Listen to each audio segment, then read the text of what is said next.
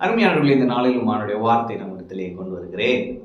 ரோமர் 8:32 வசனம் சொல்கிறது, தம்முடைய சொந்த குமாரன் என்றும் பாராமல் நம் எல்லாருக்காகவும் அவரை ஒப்பு கொடுத்தவர் அவரோட கூட மற்ற எல்லாவற்றையும் நமக்கு அருளாதிருப்பது எப்படி?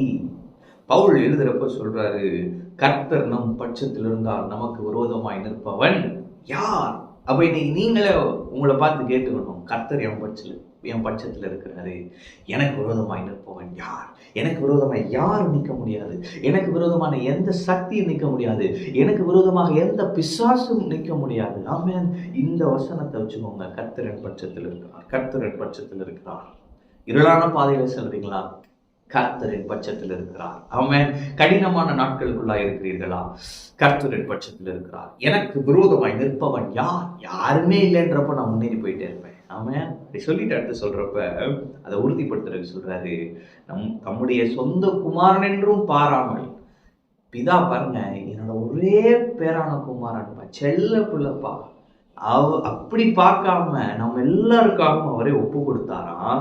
அப்படி ஒப்பு கொடுத்தவர் அவரோட கூட மற்ற எல்லாவற்றையும் அருளாதிருப்பது எப்படி என்று கேட்கிறார். ஆமென்.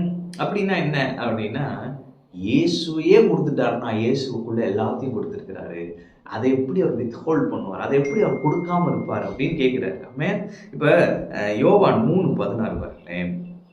அங்க போட்டிருக்கும், யோவான் 3, தேவன் தம்முடைய ஒரே பேரான குமாரனை விசுவாசிக்கிறவன் எவனோ அவன் கெட்டு போகாமல் நித்திய ஜீவனை அடையும்படிக்கு அவரை தந்தருளி இவ்வளவாய் உலகத்தில் அன்பு கூர்ந்தார். அப்ப என்ன பண்றாரு பிதா?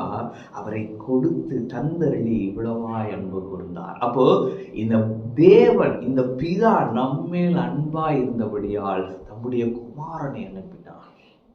இந்த குமாரனே அனுப்பிட்டாருன்னா அவர் தான் எல்லாமே. அவரையே இந்த பூமிக்கு அனுப்பிட்டார். அவரையே நமக்கு கொடுத்துட்டாருன்னா மற்ற எல்லாவற்றையும் அருளாதிருப்பது எப்படி? அப்ப என்ன புரியுதுன்னா, தேவன் எனக்கென நல்வாழ்க்கையை வைத்திருக்கிறார்.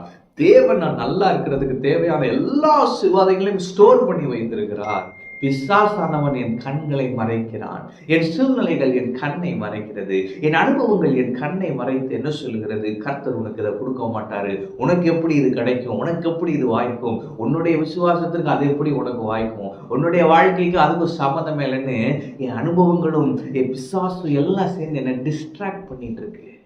அப்ப இந்த கர்த்தருடைய வார்த்தையை நான் தியானித்து அந்த சத்தியத்தை புரிந்து கொள்ளும் பொழுது அவர் எனக்கென வைத்திருக்கிற நன்மைகளை அனுபவித்து மகிழ்வேன். ஆமென். அப்ப இன்னைக்கு இந்த புரிஞ்சுக்கோங்க, கர்த்தர் உங்க பட்சத்துல இருக்கிறார்.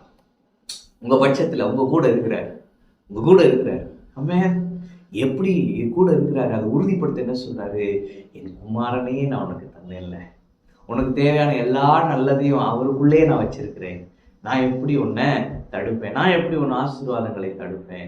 அவன் பட்சத்தில் இருக்கிறேன். உனக்கு தேவையான எல்லாவற்றையும் உனக்கு கொடுக்கும்படியாய், உனக்கு பாதுகாப்பை கட்டளையிடும்படியாய், உனக்கு விடுதலையை கொடுக்கும்படியாய், உனக்கு தேவையான எல்லா நன்மைகளையும் கொடுக்கும்படியாய் உன் பட்சத்தில் இருக்கிறேன். உனக்கு விரோதமாய் நிற்பவன் யார்? இப்ப பிசாசு சொல்ல முடியுமா? உனக்கு இது ஆண்டவர் தருவாரா? உனக்கு இதெல்லாம் அப்படி நடக்குமான்னு சொல்ல முடியுமா? கர்த்தர் என் பட்சத்துல இருக்கிறாரு. அவன் அப்படி சொல்லும் பொழுது இவர் எங்கிருந்து என்ன சொல்லுவாரு? சத்தியத்தை பாரு, சத்தியத்தை பாரு, சத்தியத்தை பாரு. ஆமென். எனவே நான் சொல்றேன், பிசாசுக்கு எதிர்த்து நிற்க வேண்டும், தேவனுக்கு கீழ்ப்படிந்திருக்க வேண்டும். அப்பொழுது அவன் உங்களை விட்டு ஓடி போவான். அவனுடைய தந்திரங்கள் ஒன்றும் பலிக்காது. பாருங்க, அவங்களை டிஸ்ட்ராக்ட் பண்றதுக்கு இடம் கொடுத்துடாதீங்க. கர்த்தருடைய வார்த்தையை படிங்க. கர்த்தர் என் பட்சத்துல இருக்கிறார்னு சொல்லி கர்த்தரோடு நடங்க. கர்த்தரோடு நடக்கிறப்ப அவருக்குள்ளாய் உங்களுக்குன்னு வைத்திருக்கிற நன்மைகளை எல்லாம் வெளிச்சம் போட்டு காட்டி அதையெல்லாம் நீங்க எப்படி ஆக்சஸ் பண்ணணும், எப்படி அனுபவிக்கணும்ன்றதெல்லாம் சொல்லி தருவாரு. எனவே எல்லா நன்மைகளையும் நீங்கள் அனுபவிக்க கர்த்தர் விரும்புகிறார். எனவே புரிந்து கொள்ளுங்க, கர்த்தர் உங்கள் பட்சத்தில் இருக்கிறார். எந்த டிஸ்ட்ராக்ஷனுக்கும் அவர் இடம் கொடுக்க மாட்டார். இயேசுவையே கொடுத்துட்டாரு.